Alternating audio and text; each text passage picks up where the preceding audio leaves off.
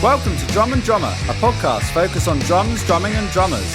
I'm George Pickering and that's Ben Winty, and we are both professional drummers in this business we call music. So stick around and join us as we pass the time whilst trying to stay in time. I couldn't stop. I bet. Still loving these intros. Yeah, well, that had a slightly different. It did. Little different thing. So keep your ears peeled. It's not always the same. Not always the same. Welcome. This is episode 12 of Drum and Drummer.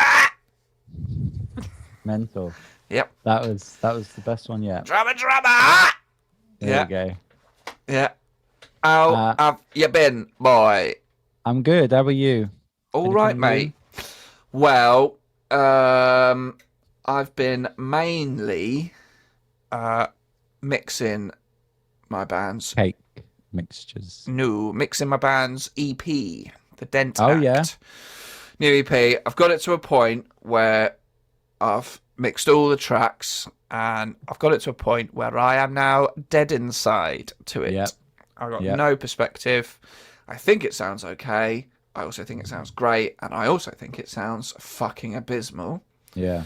So, but I've got it to a point where I've sent it to the rest of the band, and I've said, just what do you think? Yeah. What do you think? And I've also sent it to Neil, good friend of the show, Neil. He's going to get some fresh ears on it, see what he thinks. But I'm very pleased that I've got it to that point now, where it's like, yeah, because I've been working on it for quite a while, on and off. But I've sort of powered through the last couple of weeks to just get it to a point where, because I got some recording sessions this month with some clients at the studio, and I wanted to sort of start them sort of fresh, and just have that EP sort of like pretty much in the bag. But I'm very pleased with it, actually. I think it's quite good. Other than that, I've been watching a lot of telly. Been watching.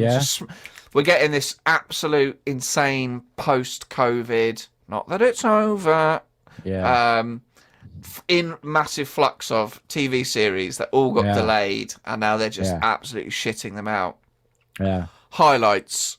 Archive 81 on Netflix. Okay. What's that? Really enjoyed that. It's a bit of a sort of supernaturally, psychologically thriller thing. Nice. That has like splits between 1994. There's this building that this burns down, loads of people die, and then this guy, there's all these old videotapes that this girl made from that apartment building, and in the present day, some guy's getting this guy to restore them all, and he's watching them, and then it all gets very weird. But pretty good show. Nice. Yellow Jackets on Sky Atlantic. Really enjoyed that. Yeah. Yes. I mean, back to the 90s. The 90s are in, mate. Yeah. US high school soccer team. I might have already mentioned this before, but I finished that. Plane crash, 1996, present day. You flip between the two timelines. And then the other day, I smashed through the entire season 4 of The Sinner. Yeah. In one go. I just did it all in one go. Yeah. 8 episodes. Good show. I like it. Yeah. It's nice when you can do that with a show. Yeah. I don't watch much, but I recently watched, what is the title? It's The Woman in the Window Looking Across at the Girl Next Door. I can't remember. Something like that. Yeah. I didn't realize, because I was telling you about it, I was going, this isn't good. This seems cliched, but it's meant to be like that. It's a parody. It's a spoof. And apparently, like, a lot of people went into it going, this is shit. This is just another Netflix sort of crime, sort of mystery. But no, it's designed like that. But it's okay. It's not like, Simon Pegg and Nick Frost doing a parody, and you're like, I can see this as a parody, and it's sort of like, was the parody thing an excuse? Did they like make the show and then go, oh no, it's a parody? Like, that's why what I might have to do that with the Dent Act EP. And go, is this like a parody of music? Is this ironic? Yeah. Yeah. No, it's meant to be shit. It's meant to be that sort of shit. Yeah. Don't worry. Yeah. Oh, That reminds me. I don't know if it's similar. I haven't watched The Woman in the Window who looked at the thing at the what. Yeah, But there was a show on Disney Plus called Only Murders in the Building, right, and that was like a crime thing, but it was quite twee in right, its delivery and a bit cheesy, but it was kind of meant to be. yeah, But that was quite enjoyable as well. So yeah. I watch a lot of telly. Sue me. You do. Yeah, Sure. well, this is it. Yeah. I got to tell you about, before we crack on, just got back from the gym. My favorite geezer was there. So Okay. last week I spoke about my favorite nutter. We've There's a gone guy from at the gym. nutters to geezers. Nutters to geezers. Don't have to be mutually exclusive. The line is very thin, between what's a nutter and what's a geezer. Or very blurred, should I say. Blurred lines. I think that's what Robin Thicke was talking about He was nutters and before geezers. his inappropriate behaviour. Yeah, exactly. Inappropriate song if you delve into it. But let's not delve into it.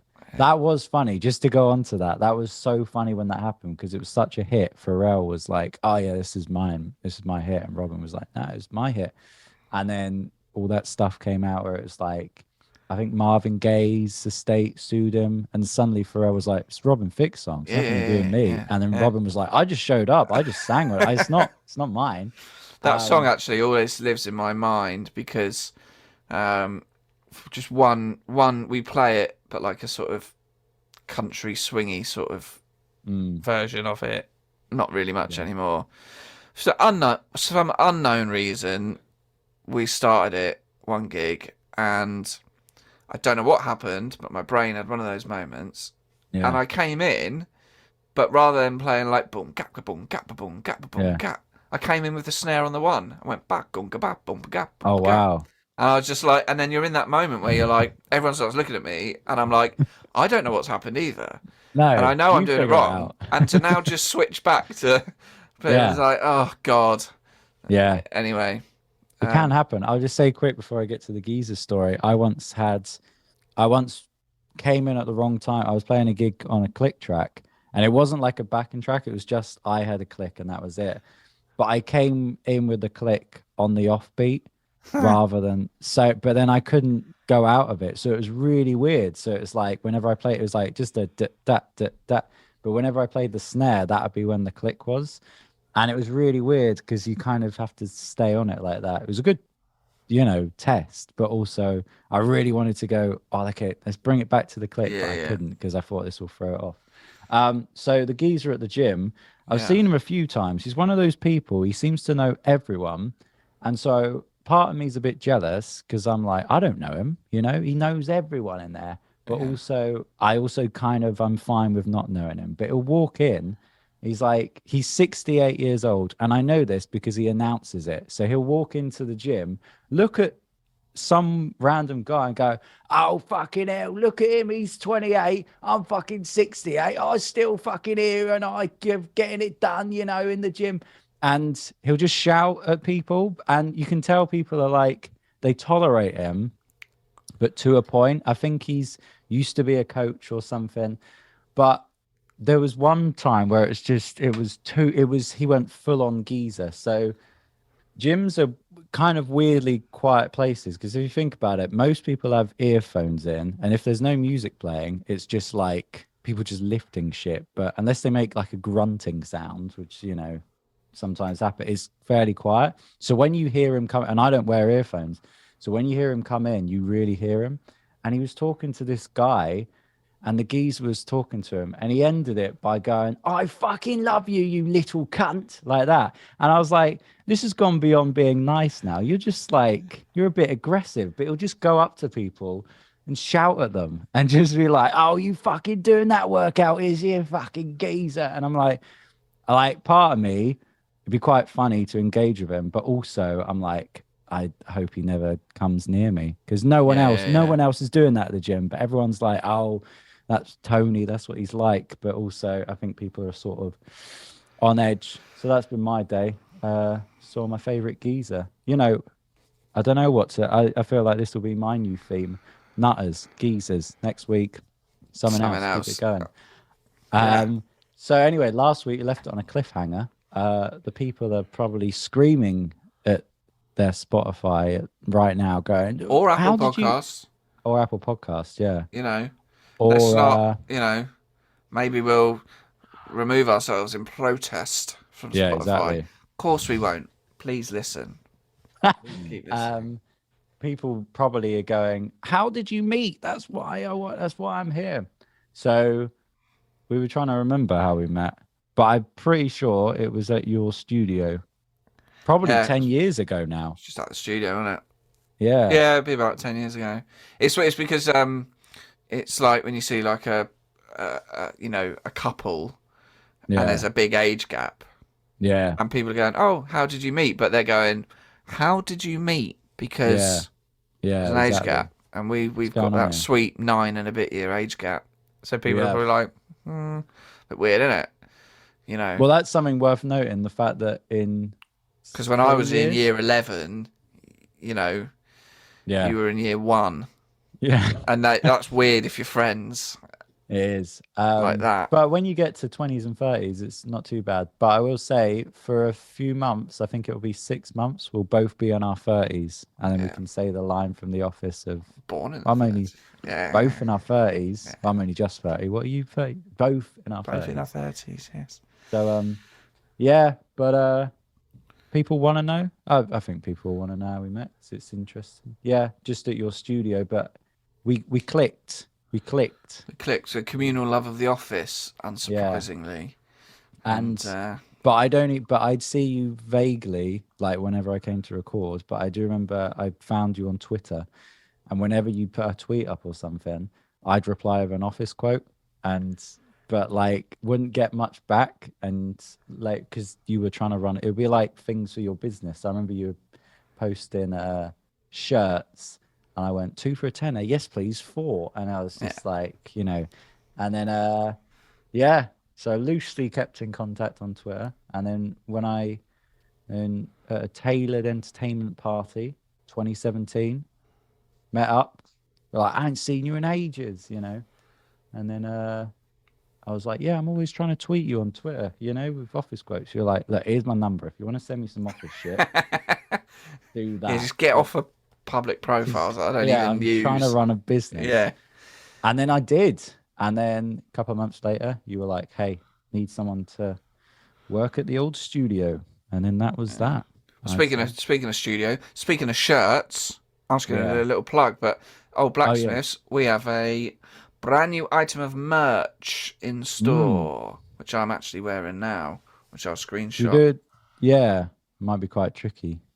Try and do a screenshot of the back. I'll do a picture of the back. Yeah. Yes, we have a new T-shirt. It's got an anvil on the left chest. It's a black T-shirt, cool. white anvil, and on the back, it's got a list of lovely, some of our favourite clients from the last sort of 10 years. Yeah. Written on the back. Available at the studio, or if you want to buy it on the interweb, visit oldblacksmiths.com and click on our shop, and you can buy it on there. Yeah. So please, They are nice. They feel nice good. shirt. Thank you. Yeah, They fit well. I like them. Yeah. So. Yeah, but that's how we met. But yeah, Christ, 10 years. I didn't even think about that. Yeah. That's a long time. Yeah. Well, I've worked here. Been at the studio over 10 years, but I've owned it for 9. So next year will be my 10-year anniversary. What are you going to do to celebrate? Is it a celebration? I don't think it's a celebration. I think it's a sort of realization. Yeah. Could have had a proper job. Yeah. And that's what, we sort of Good talk segue. about. Yeah. We'll talk about it after the break. Yeah. Have a little break. It goes by quick, doesn't it? I know. Goes by quick. Well, gym nutters and yeah, it's true. all that sort of stuff. TV things. Takes up time. Yeah. Up time.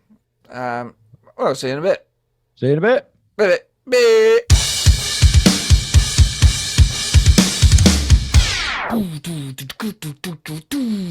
Welcome back. Welcome back. Who needs the actual recording? Sure. When we've got the air drumming. I can just do that. Yeah. Yeah. So, going on to sort of drum related stuff now. Hence the title of this here podcast, Yeah. but a little bit more career orientated. So we are drummers, sure, We are. Yeah. but we do other shit.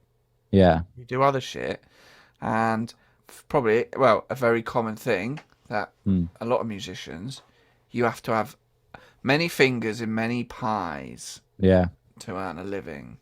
Yeah. For example, I play drums, sure, but I also, as you probably well know, own and run the old Blacksmith Studios here in Portsmouth, and a combination of the two, there's a career there.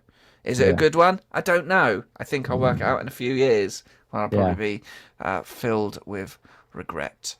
There we go. What else? You know, George, you play drums, sure. Yeah. Yeah. But you do other shit, don't you? I do. And I feel like, I don't know if this is a good thing. It's probably a bad thing because my fingers are in many pies, but not all the pies are as delicious as you want. But yeah, I do not just music jobs, but I still work, temp jobs. I still work in pubs and cafes and things like that. Especially like I seem to do it every November. That's usually when I'll start one because gigs That's when the run gigs out, start running out. and I go, I need a bit of money. And there's no way of saying, like, there's many things in life that I can't do very well. However, being a kitchen porter, I'm amazing at, which isn't a good thing to kind of big yourself up at. But washing up and kitchen prep, I can do it. I can just do it. And so I know I can just, and it's just an easy way to make money. Because another thing is a lot of the jobs we do, we're sort of dealing with clients because, I teach drums as well. And I'll come to that in a minute. But yeah, a lot of it's kind of, you're emailing and you're admin stuff. Admining. That's not a word. No. But it's nice sometimes to just turn up to a job and just do it and then go like a normal person, Yeah. So I do those sorts of jobs, particularly like now, but yeah, but I don't think there's any shame in it. And I'll say there was a drummer, I can't pronounce, I think his surname's Mark Giuliani, but he was like David Bowie's last drummer. And he Davey B. He said there's no shame in like,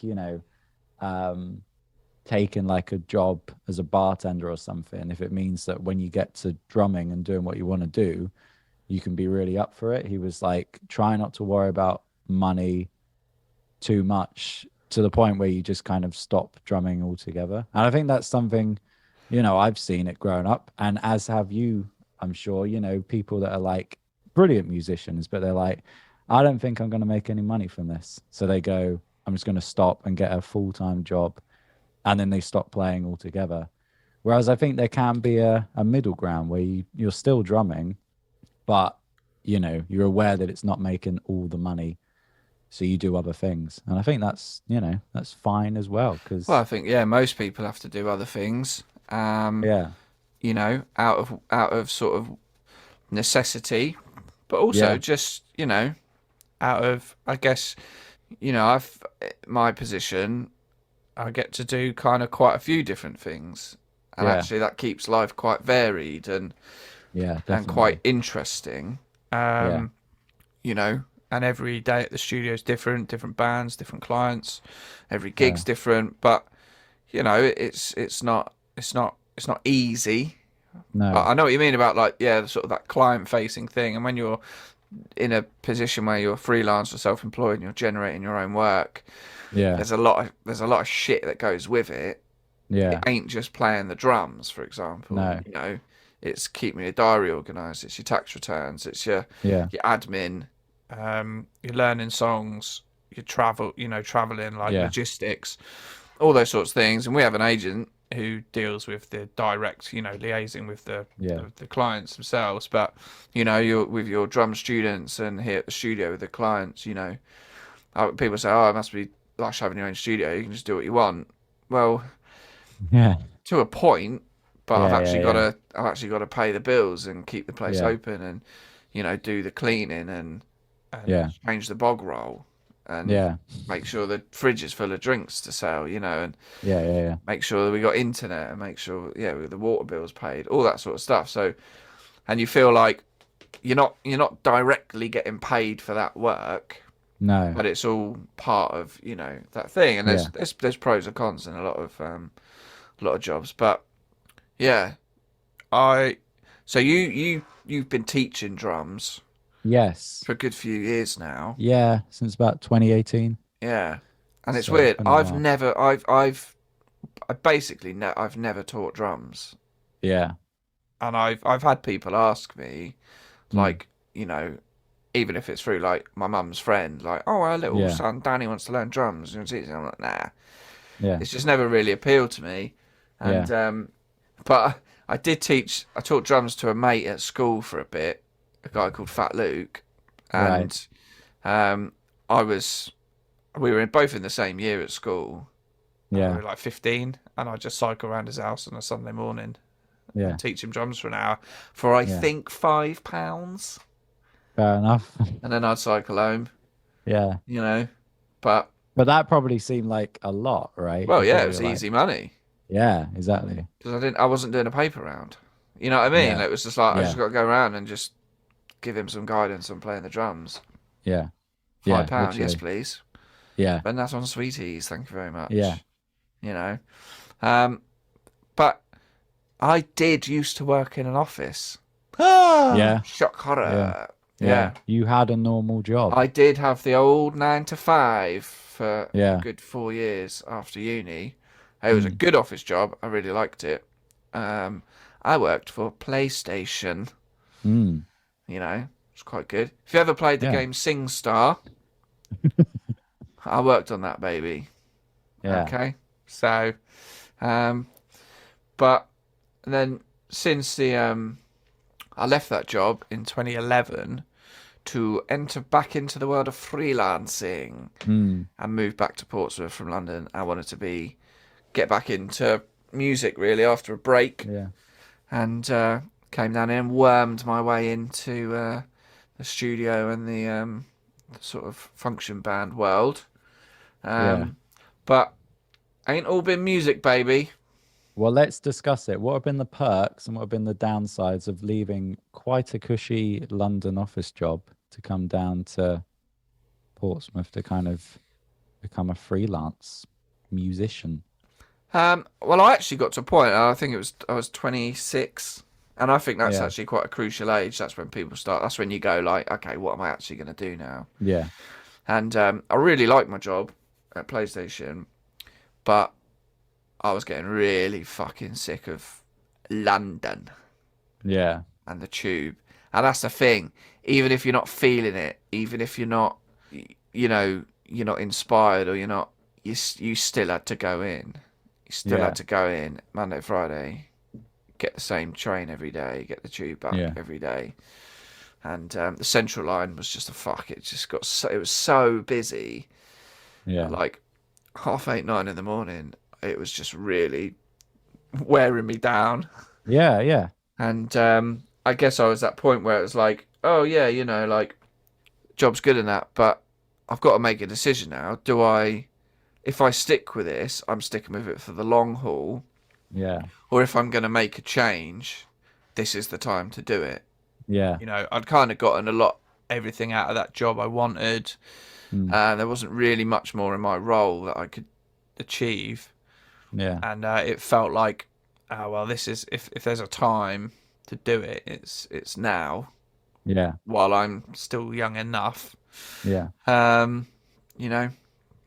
And I thought, if I'm going to go freelance and enter that, do that sort of thing, coming back to Portsmouth, rent's going to be cheaper.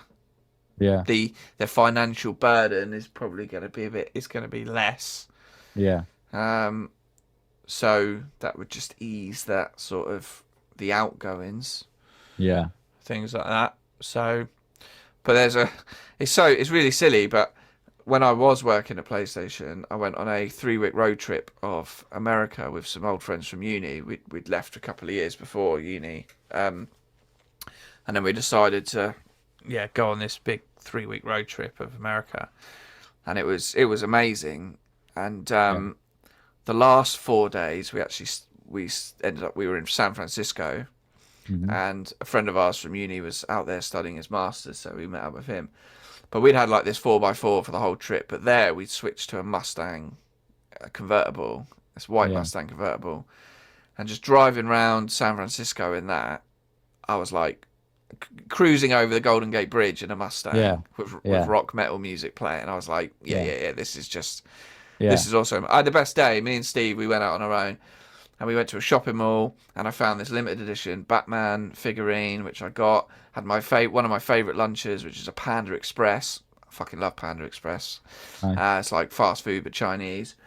And then we drove through the Napa Valley, and then came back over the Golden Gate Bridge.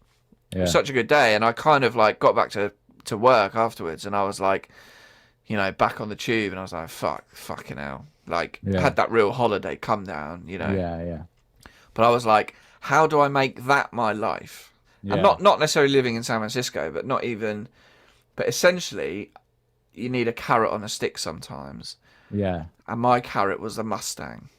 And I was like, how do I own a Mustang? Well, I don't think I'm going to own a Mustang by staying at PlayStation. Yeah. And not necessarily financially, but just, I'd have nowhere to park it. Yeah. And it'd be pointless having one in London. Yeah. Shit to drive around a Mustang in London. And I thought, well, my salary, you know, I was earning a salary, and I was like, without job, you know, but if I went freelance and I knew I had the, like, you know, I had self-belief that I had the skills and the ability to go and do it, I was like, well, then my salary can essentially be limitless. Yeah. Because I'm putting that income generation into my own hands. And I just thought, you know, and it would be nicer to drive a Mustang down South Sea Seafront. It would be lovely. Than it would down Stratford High Street, you know. Yeah. And that became my little carrot, like, to help me drive into sort of going into freelance and all that. And I thought, well, it felt, whilst on some regards less achievable, it also felt more achievable. Yeah. And for the record, I do not own a Mustang, but it's still there in my mind as like a little silly reason as to why I put the effort I do into my current, you know, work, the studio and the gigs and stuff. It's like, you know, and why we branch off and we do things like this podcast, and you know, why you're, you know, developing Drum Coach Online.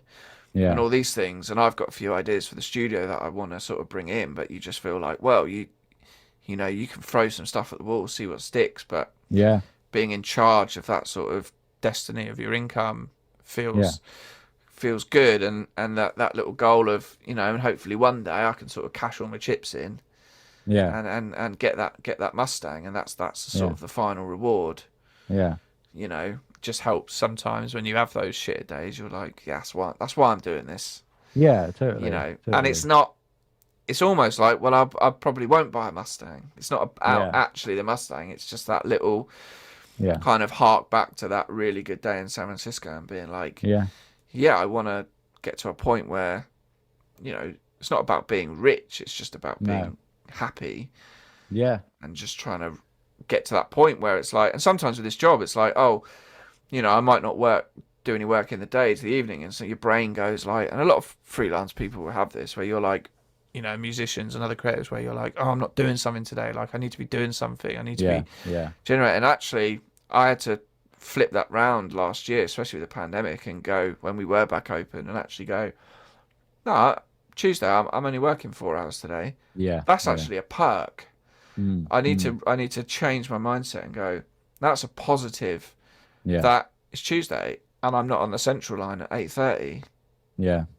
This is I've got free. You know, it is the freedom. That's what it is. It's that freedom, but it's also, you have to switch and go, not every day will be busy. No. And actually go, the fact that, you know, it's Tuesday morning and I can go and do what I want, really. Go and do my big food shop, or go and get a bulb replaced in my car. Like, I don't have to be somewhere at a certain time that I don't want to be. And actually flipping that into a sort of positive of being like, no, it's fine. It's fine that I'm, you know, having a bit of a chill day. Yeah, totally. I think the pandemic like exemplified that, where you're like, well, now I really need to claw back and I really need Yeah. to work, you know. And it's just like, well, sometimes you have to go, today's not the day, but Yeah. you know. So I went on a bit of a No, it's great. sort of a I career was sort gonna of say, just no, it's brilliant. philosophy. I had a lot of similar things. So the pandemic kind of calmed me down, but in a good way. Because I remember when I started all of this, I'll say one thing, like the jump from like a cafe job to this, self-employed work, it's quite a scary jump. But I remember I did it because I was like, you'd offered me a job at the studio. And I think on the same day, a teaching company got in touch and they were like, hey, you up for joining? I was like, yeah. So I was like, I can leave the cafe now. And I did. And then, but I wasn't doing much to begin with. I think I did a couple of nights at the studio. Then I started privately teaching. And so then I'm private teaching in the day, but I hadn't started teaching at any schools yet. But then before long, I think by the end of 2018, my week was fairly packed. I'm pretty sure Tuesday, Wednesday, Thursday, I was doing 16-hour days because it was like I was working at two primary schools and a secondary school. And I'd work from like 9 till 3, and then I'd come to the studio and I'd have students until 6, not completely blocked 3 till 6, but I'd have at least one. And then I'd work at the studio and off until midnight. And I remember, yeah, like 3 days in a row, I'd work from 9 till midnight, pretty much flat out, get home at midnight, wake up at 7 and do it again. But I was in the mindset of I'm self-employed, I've got to be doing this. And also I was excited because I'd never made so much money, if I'm being blunt about it. I was like, God, this is brilliant. Look how much I've made in a month in March, or whatever. Or later on, November, sorry, say. But then I ended up getting ill at the end of the year because I think I was just burnt out. And so 2019, I kind of was like, I've got to calm this down a bit. I think I made Monday my day off, but still everything was a bit all over the place. But I remember when COVID happened and everything stopped for self-employed musicians, self-employed anything pretty much. And when things went back to normal, I remember us having conversations about it going, we sort of said when things go back to normal, I might not take on as much just because it's there, I remember talking to Neil about that going, I might go a bit more like, I need to take care of myself a bit more. And it is this constant thing because I always feel like, I don't feel like I'm doing enough stuff, especially at the moment with no gigs. And you sort of feel like, am I doing enough right now? Even if I spend a whole day editing videos, and don't finish till 10, then I started at whatever time. Even then, I'm still like, I don't feel, have I. So I think that is the most important thing when you're doing these sorts of jobs is because there is no set 9 to 5, you make your own hours essentially. And even if you work longer than that, you can still feel like, don't feel like I've done enough. But it's important to have that rest time. And I think that's something I'm still learning now is to go, no, this is my day off and I'm not going to think about anything. And it's really hard not to, but yeah. Yeah, well, on the weekend just gone, like, Sunday, I had nothing booked in. Yeah. Part of me was like, oh, well, I could just go into the studio, just pop in, and I got a couple of things I could tweak on the Dent Act EP. And then I was like, no, don't do it. Don't do it because then you're just completely blurring the preceding week and the following week. You're just blurring them into one because you have to be at work on Monday. So like, just have that day off. Don't go in. You can just do what you want to do on Monday when you've got to be there, and it can be very hard to do. And that's why I smashed the entire season 4 of The Sinner. Because I was like, fuck it, this is a day off. I've earned this day. I've earned this day off. And it's tricky when when you're off season from weddings and that. But yeah, I think it can be hard. But you got to. Actually, when I left Sony, I had a couple of things lined up already. I'd wormed my way into. Actually, I was in a band in London called Mordecai, and the guitarist we went out for a few beers just before I was sort of leaving London, and he actually made he was part of a production company that shot videos and promotional material for luxury super yachts. Right. And he was saying, oh, like sometimes we struggle with the music because if you've got library music, it's hard to edit it exactly how you want the video to sort of, rise and fall and the drops and things. And I was like, I could write your music for you. Yeah. He was like, oh, we were sort of 4 or 5 beers in. And then the next day, I watched some of their videos and I just wrote a piece of music about 90 seconds long that I was like, and I emailed it to him, the next day. I was like, here you go. Here's what I can do. And he was like, oh yeah, this is really good. And I went to sort of meet him in the company, and then I ended up for maybe about 18 months like writing music for these promo videos of these absolutely insane yachts. And it was pretty good money, and that just gave me a little bit of like comfort that when I left Sony, at least I had something lined up, and it was something sort of kind of compositional and music techie and things like that. And I had contacts with the Blacksmiths and with Neil, who was in a function band, and I thought, there's things there. Yeah, definitely. But yeah, I guess that whole thing of balance between working and not working it's difficult to it is difficult to balance. But it is, but yeah, I would say I wouldn't change it though. I wouldn't want a 9 to 5, even on it's January, it's February now, and it's like, I'm broke pretty much, but I prefer that to, because I know it will get better. And that's another thing, is the more you do it, even like Drum Coach Online, it's fairly new, but I have confidence it will work because I've been a teacher for years. And the same with like gigs. I know gigs will, come in, and it's, I don't think I could do a 9 to 5. Like I've done it a few times with different cafe jobs and stuff. And I think it is just that sort of, whenever there's those days, even the other day when you and I were doing some drum tracking and it was 2 p.m. on a Thursday, and we're going, most people have normal jobs, and we're just playing drums, and it's like, that's when you go, oh, right. And that's something that's not even that, I mean, it's cool, but then when you get to summer and you're playing gigs, and that's when you're like, oh no, this really is the right decision, and because nothing is sure in life, without getting too sentimental about it. I remember, here's a good story, speaking of all of that. So apparently Will Ferrell, his dad, was an insurance manager or something, some job that seemed like the most stable job ever. And he said he got the job because he was like, this is going to be stable and I can have it forever and then retire and whatever. Anyway, he got fired or made redundant from that job. And he basically said to Will, like, look, if you want to do comedy, just do it. Because I had what I thought was the most secure job in the world and it still didn't work out.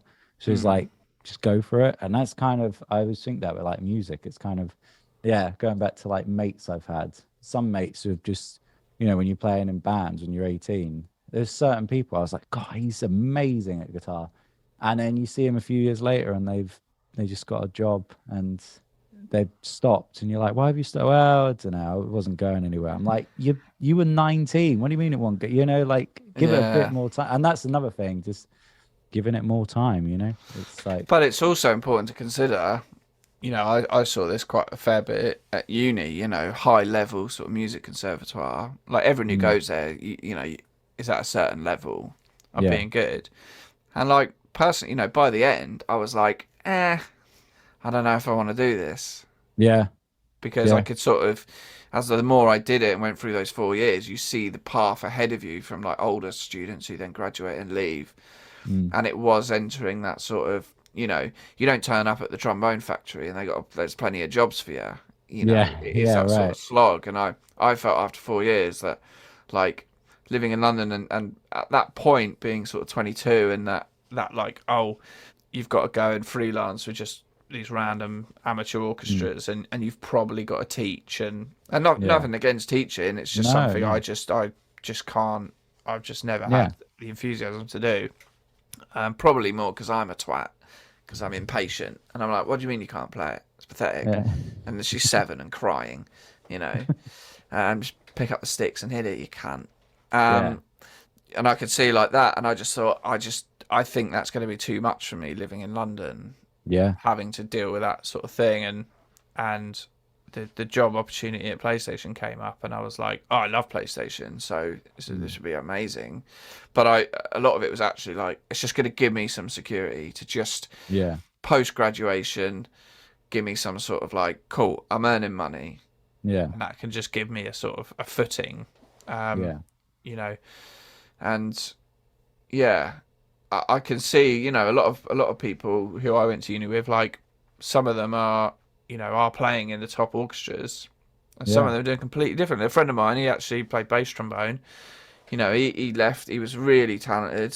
He ended up doing the West End for, you know, West End stuff for, you know, probably 12, 13 years. Yeah. And then I saw him, and you know, I said, "Oh, you still do it?" He said, "Nah, I've given all that up." What are you Yeah. doing? He's like, "Oh, I'm training to be an air traffic controller." Yeah.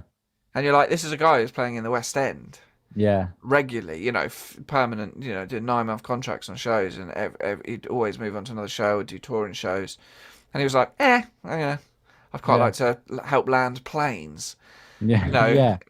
like, and I think that's, you get people with talent, but it's music. It's not something actually everyone wants to turn into a job. No. You know, No. and it Yeah. is hard when you turn a hobby into a job, because it does become a different kettle of fish. Only the other day, someone Yeah. said to me like, "Oh, do you just set your drums up and practice here?" I'm like, "No, not really." Yeah. Why? Yeah. Well, it's busman's holiday, really. I don't, Yeah. you know. Yeah. So it's fine to just. I think we you know, we have to look at people who are talented, and we see loads of talented people come through the studio who Mm. have, you know, what you'd call normal jobs, and they don't do it as a career, and they probably Yeah. could, but actually some people just don't want to. No. They don't No. want to. Some people thrive on that security of a regular job, a regular Yeah. income, and they just Yeah. want to keep music as a fun thing, Yeah. Exactly. which is also fine. But I think you have to be a sort of certain type of person to go down the freelance route, because you have to really be self motivated, Yeah. and you have to get it wrong before you get it right, and you have to just Yeah. keep going, because it can be very off. There can be lots of shit that happens that makes you want to throw your sticks in the bin and just fuck off. Yeah. Exactly. But And people, it does dwindle the amount of people going back to what you were saying about uni and people going off it. And I remember because I went to BIM, and I think when I started, I want to say there was like 160 drummers in my year. And that's a lot of by drummers, isn't it? it is a lot of drummers. Too And many. by third year, there was only 40 left. And of that 40, I think I want to say only like 20 of us did this course that was basically like the drumming course. And you had to like get a certain grade on year 2 to go into it. And even then, you had to really want to do it, because by then, other people were interested. Oh, I'm a bit more interested in business, or I'm a bit more, you know. Yeah. So it was dwindled down to like 20 people from 160. And even on the last day, I still remember this day. It was a brilliant day. It was like a last lesson with the head of drums, and he basically just went around and said, "What are we all going to do when we leave?" And only like half of that 20 actually said, "I'm going to try and keep this going," you know. And I remember one of them, top lad called Smithy, said, "Oh, I want to be a train driver." And the drum teacher was like, "Well, you're probably going to make more money than anyone else here, you Yeah. know, because you'll make 60K if you know, like drive this certain track." I can't remember. And but yeah, of that 10, I can only think of a few now that actually do it. You know, that was when we finished uni, and a few of them might have been being polite, you know, not to offend, you know, the head of drums and Yeah. the What do you degree want to they do just after done. this? Not this. Yeah, literally. But like a lot of people are like, there was one guy who was like, "Oh, I'm going to go and study something else at uni because I've enjoyed it, but I don't want to do it anymore." Yeah. And it was really honest. But yeah, I think it's sort of like to make it your whole life. It is like it does take, I don't know. It is the self motivation. If you can do it, it's great, because you know, even just taking whatever day off I want is brilliant. But also, I mean, it's a slippery slope. You could go, "I'm going to take a month off," and then lose all the jobs you have, you know. But yeah, I wouldn't change it though. Even I think because it's what you were saying about like I would change it because I could still be at PlayStation, probably senior role with a you fucking could Mustang. you could have a Mustang by now. But here But I I'll am with say, a 15-year-old Honda Civic. but Still going, eh? doing a podcast that no one listens to. Nah, I'm joking. Do email in if you're listening. Please. But yeah, no, I think it's that sort of, it's I can't remember what I was going to say. I was going to say something quite profound, probably not. But yeah, it's oh, that's it. There's no limit to it. That's what's exciting. When people say to me, "Oh, I've got this new job, 30K starting salary," I'm like, "Cool," but there is a cap. I'm not saying by any means I'm making close to 30K, but it's quite nice to know that the harder you work, you could, there's no limit to what you could do. It's the sort of you're not on a particular set of train tracks, that are just they're going in pretty much in one direction. Like you got all sorts of different avenues. You could Drum Coach Online and the sort of the recording videos for that and for YouTube and even us doing this podcast. It's something a bit different that we can do. We can afford the time to do it. It's fun. It's having that sort of like, you're on a train, but it's got wobbly wheels. Yeah, exactly. It might come off the tracks. Who knows? It's 4 p.m. on a Tuesday. Most people aren't doing a podcast, but so that's where it's fun. And I'll just finish up with, I used to sell strawberries. That was another job I've had. Nice. On the roadside. Did you pick them or did you just sell them? I just sold them. Where were you getting strawberries? At Sainsbury's. Oh, okay. No, I'm joking. No, Titchfield, where I grew up, famous for its strawberries. A lot of strawberry food. And there were two sort of big strawberry growers, and they used to. I'm pretty sure for a while in the 90s, they used to provide the strawberries for Wimbledon.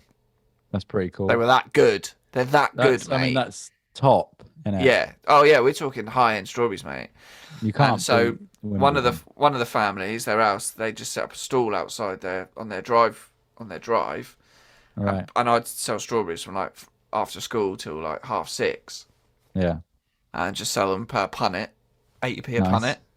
Yeah. And you put them in and literally, you'd never not be selling strawberries. They were like renowned. People would just literally just pull up on the roadside and just come and buy a couple of punnets, in season. Amazing. And I once sold some strawberries to ex-Pompey footballer Steve Claridge. Very nice. So, and my 8 times table was just on fire. Yeah, I bet. It was 80p. But I did think, like, can't you just make it £1? That'd be really easy. Yeah. But you had to get these, punnet, put it in a brown paper bag, give it a little top of 12, 80p, please. Nice. And they'd make, fuck it, there's loads. Yeah. And I think I got paid around about $3.50 an hour or something, and they pay me in cash. Oh, don't tell HMRC. Don't tell the tax man. And I'd take my, £7 or whatever it was, £7.50. Take that home and I'd just pop it in a little jar, and I'd just do that 2 or 3 days a week after school. Yeah. Lovely little job. Well, I'll end with a story just quick. So my first drum kit, not my first one, the one I have now, bought that when I was 17, but that was all from my first job as a kitchen porter when I was 17. But we used to get paid in cash, and I'd make £100 to £150 a week, depending on how many nights I worked. And it was £1,000. I remember those 10 or so weeks, couple of months, and it just built up, and that was so rewarding. You know what I mean? To have a shitty job, but then you've got this gold sparkly drum kit. So, 10 years later, which you've still got now. Which I've still got now. Same skins. Same skins. Same dream. Same dream. But yeah. Well, we've been prattling on for a while there, boy. We got deep into some career shit. Yeah, that was a good one. Career goals, all that bollocks, isn't it? Yeah. So just email in if you've ever sold strawberries to a footballer. Yeah, specifically that. Don't email in unless it is that. No. Unless you've sold strawberries to a footballer. Yeah. If you even we really want to narrow that. Anything else. We want to narrow that. The barrage of correspondence. Narrow it down, Yes. please. Specifics. Yeah. In the 'Cause we've subject, been- strawberries and footballers, please. Yeah. Just that. Nothing else. Yeah. Well, thank you listening. Thank you for listening. Thank you for listening. Thank you for listening. This has been Drum and Drummer. Email Go on, in. you do it. Yeah, fine. I'm Drum not and- even going to bother. No? Oh, no, because I honestly I can't remember all the names. So No. you go ahead. Okay. Follow us on Instagram at Drum and Drummer Podcast. Send us an email with your strawberry football related stories to drumanddrummerpod@gmail.com. If any of you, if you want to learn drums, or you know anyone that wants to learn drums, you can go to drumcoachonline.com and book a lesson. And there's going to be some videos up there soon. Recording. Come see the big man right here. Oldblacksmiths.com. Buy a Blacksmiths t-shirt. £15 online. Go get them. They're not selling fast. Go buy one. Support local business. And help me buy a Mustang, please. Yeah, there you go. So That's a good way to end it. yeah, that's it, innit? That is it. Thanks for All right, boy. listening. All right. Thanks for listening. I don't know why I said it again. I got no fucking idea why I said the it last again. word. No, you have the last word. Thanks for listening. There you go. Cheers. Bye. I knew it.